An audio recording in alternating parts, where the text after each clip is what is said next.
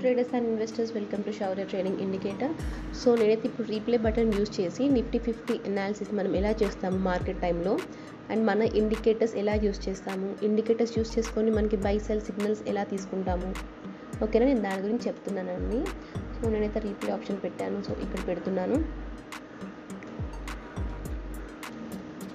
Okay, so మనకైతే market start అవుతుంది ఇప్పుడు. సో ఫస్ట్ క్యాండిల్, ఓకేనా, మీరు ఫస్ట్ క్యాండిల్ చూస్తున్నారు కదండి. మన గ్యాప్ అప్ అయిన తర్వాత ఈ క్యాండిల్ వచ్చేసి ఈ గ్రీన్ డాష్ లైన్ పైన ఉంది, అవునా. ఒకవేళ నెక్స్ట్ ఫామ్ అయిన క్యాండిల్ ఈ ఫస్ట్ క్యాండిల్ లోని బ్రేక్ చేసి క్లోజ్ అవ్వాలి, అప్పుడు మనం పుట్ సైడ్ ఎంట్రీ తీసుకుంటాము, ఓకేనా.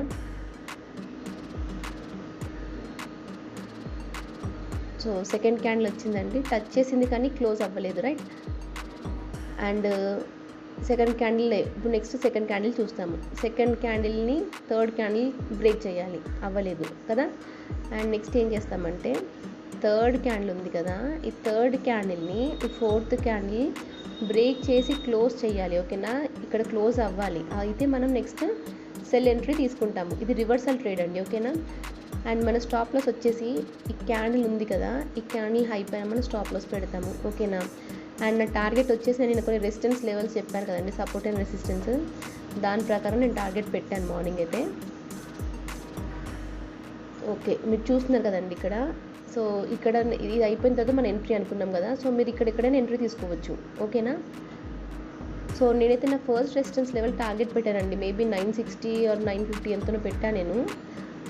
ఓకే, ఇదే అండి నా టార్గెట్, నాకు తెలిసి 970 అరౌండ్ 970 అనుకుంటా. ఓకే, చూద్దాము. సో ఇది వచ్చేసి నా స్టాప్ లాస్ అవుతుంది, చెప్పాను కదా. ఈ పాయింట్ ఉంది కదా, ఇది హై, సో ఇది మన స్టాప్ లాస్. అండ్ అలాగే ఇక్కడ ఎల్లో కలర్ కనిపిస్తుంది కదా, సో ఎప్పుడైనా సరే ఇలాంటి ఎల్లో కలర్ కనిపించాయనుకోండి, ఒకసారి వచ్చింది మళ్ళీ వచ్చింది, సైడ్ వేస్ మార్కెట్ అని చెప్పాలి, ఓకేనా. అండ్ అలాగే ఇక్కడ జిగ్జాగ్ లైన్స్ కనిపిస్తుంది కదా, 2 జిగ్జాగ్ లైన్స్ అనేటిది మార్కెట్ డైరెక్షన్ ట్రెండ్ని చెప్తుంది. సో ఇప్పుడు మనకి మార్కెట్ అనేది గ్యాప్ అప్ అయింది, అయినా జిగ్జాగ్ లైన్స్ రెడ్ కలర్లో ఎందుకు ఉన్నాయి, ఎందుకంటే మార్కెట్లో నెగిటివిటీ ఉంది. గ్యాప్ అప్ అయినంత మాత్రాన పాజిటివ్ అనొద్దు, బుల్లిష్ మార్కెట్ అనకండి, ఓకేనా. మార్కెట్ గ్యాప్ అప్ అయినప్పటికీ ఇంకా నెగిటివ్గానే ఉంది. ఈ ఎల్లో కలర్ ఏం చెప్తుంది, ఈరోజు మార్కెట్ సైడ్ వేస్లో ఉంటుంది, కొద్దిసేపు టైం డీకే అయిపోతుంది, ఓకేనా. సో ఇలా మనము అనాలిసిస్ చేసుకోవాలి, ఓకేనా. అండ్ నేనైతే సపోర్ట్ లెవెల్స్ అవి పెట్టాను కదా, సో అవి కూడా మీరైతే మార్క్ చేసుకొని పెట్టుకోవాలి ట్రేడ్ తీసుకునేటప్పుడు. సో ఎందుకంటే వాటిని మనం టార్గెట్స్ లాగా యూజ్ చేస్తాం కాబట్టి.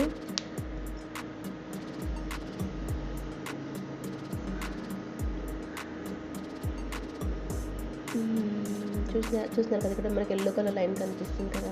సో ఈ క్యాండిల్ నా ఫస్ట్ టార్గెట్ని హిట్ చేసిందండి, మార్నింగ్ నేను చూశాను. సో 940 దగ్గర పెట్టుంటాను నేను, 942. సో ఇది నా ఫస్ట్ టార్గెట్ని హిట్ చేసింది, ఓకేనా. అండ్ సో ఇక్కడ నుండి చూస్తే ఇంకొక విషయం, ఓకేనా, మీరు ఇక్కడ చూడొచ్చు ఈ క్యాండిల్ అనేది ఈ డాష్ లైన్ కిందికి వచ్చేసింది కదా. సో ఈ డాష్ లైన్ కిందికి వచ్చిన తర్వాత నెక్స్ట్ క్యాండిల్ ఈ క్యాండిల్ హైని బ్రేక్ చేసి క్లోజ్ చేస్తే ఏమవుతుందండి, ఇక్కడ నుండి మనం రివర్స్ ట్రేడ్ తీసుకుంటాము, అంటే కాల్ సైడ్ ట్రేడ్ తీసుకునే వాళ్ళం, అవునా. కానీ ఈ క్యాండిల్ ఈ ప్రీవియస్ క్యాండిల్ హై పైన క్లోజ్ అవ్వలేదు, సో మనం ట్రేడ్ తీసుకోము. ఇప్పుడు ఈ క్యాండిల్ ఉంది, చిన్న క్యాండిల్, అది డాష్ లైన్ లోపల ఉంది. సో దీని క్యాండిల్ బ్రేక్ అయినాక మనం తీసుకోవద్దు, ఇంకా అయిపోయినట్టు ట్రేడ్ అక్కడికి, ఓకేనా. సో ఇప్పుడైతే మనకి ఎలాంటి ట్రేడ్స్ లేవు. సో నేను కూడా మీకు యూట్యూబ్ ఛానల్ ఇదే పోస్ట్ చేశాను, ఎలాంటి ట్రేడ్స్ లేవని. అండ్ చూద్దాము నెక్స్ట్ ఏమవుతుంది చూద్దాము.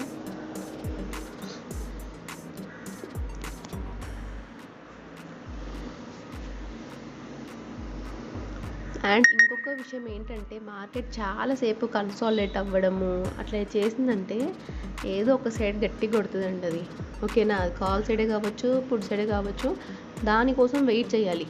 పేషెన్స్ అనేది చాలా ఇంపార్టెంట్ మనకు మార్కెట్లో, ఓకేనా.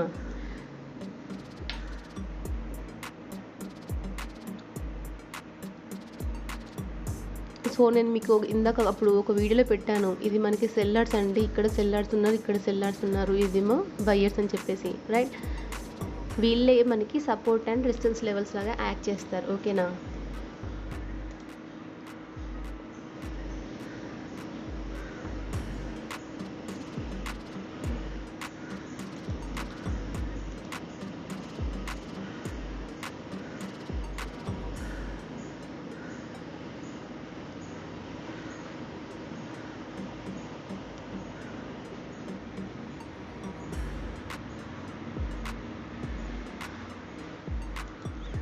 సో ఇక్కడ చూస్తున్నారు కదండి, పెద్ద క్యాండిల్ ఫామ్ అయిపోయింది. అవునా, అన్ఎక్స్పెక్టెడ్గా క్యాండిల్ ఫామ్ అయిపోయింది. ఎవరైనా ఎంట్రీ తీసుకుంటారు ఈ క్యాండిల్ పైన?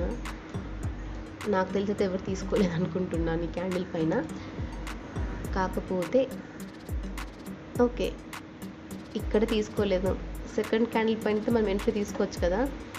సో సెకండ్ క్యాండిల్ పైన ఎంట్రీ పెట్టుకున్నాం.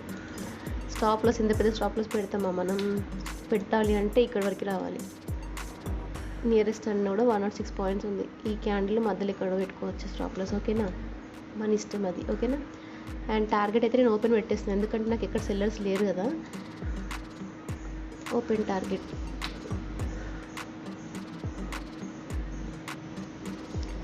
నెక్స్ట్ ట్రేడ్ ఎక్కడ ఎగ్జిట్ అవ్వాలో చెప్తాను. ఓకేనా,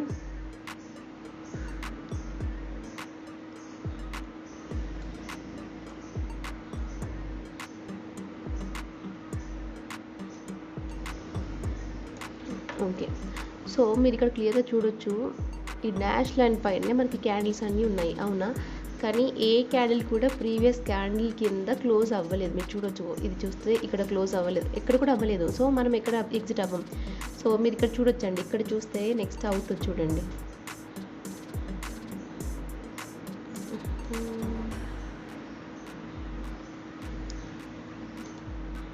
ఇక్కడ ఓకే, నేను స్టాప్ చేశాను కదా. సో ఈ క్యాండిల్ కింద ఈ క్యాండిల్ ఎప్పుడైతే క్లోజ్ అవుతుందో మనం ఆన్ ది స్పాట్ మార్కెట్ ఆర్డర్లో ఆర్డర్ ప్లేస్ చేయాలి. ఓకేనా, ఎంత ప్రాఫిట్ ఎంత లాస్ ఇంకొంచెం పైకి వస్తుందేమో అని వెయిట్ చేయకండి. ఓకేనా, ఓకే అయిపోయిందండి మన ఆర్డర్. ఇక్కడ మనం క్లోజ్ చేసేసాం కదా. సో ఇక్కడి వరకే అనుకుందాం. ఇక్కడి వరకు అయినా కూడా మనకి ఎన్ని పాయింట్స్ అండి? 233 పాయింట్స్, 230 పాయింట్స్ అనుకోండి. ఓకేనా, సో ట్రేడింగ్ చాలా సింపుల్ అండి. రూల్స్ ఉండాలి, పేషెన్స్ ఉండాలి. సో మార్నింగ్ ఇంత టైం మన పేషెన్స్ తిన్ననే ఉంది. అవునా, తర్వాత మనకి మంచి పాయింట్స్ వచ్చాయి కదా. సో ఇలా మనం ట్రేడ్ చేయాలి, ఇలా అనాలిసిస్ చేసుకోవాలి. ఓకేనా, థ్యాంక్ యూ ఫర్ వాచింగ్.